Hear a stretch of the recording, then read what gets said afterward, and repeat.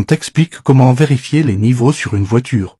Alors, pour ouvrir le capot, il faut tirer sur la petite manette ici. On entend un petit glong, ça veut dire que le capot est pré-ouvert.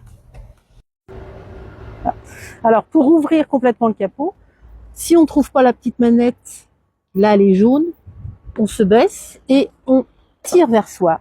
Et en même temps, on lève le capot. Pour ensuite le tenir, on a la petite baquette qui est clipsée là.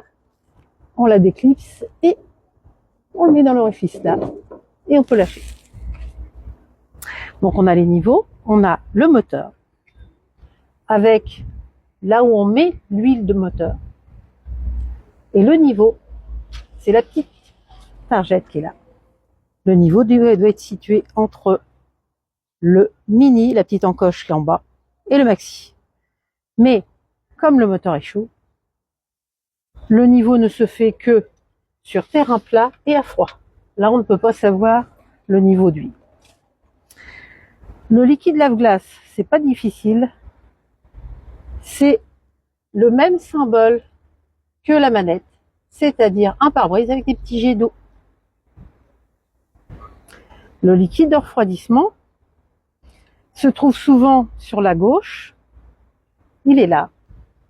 Et donc, faut pas l'ouvrir à chaud puisqu'on risque des brûlures.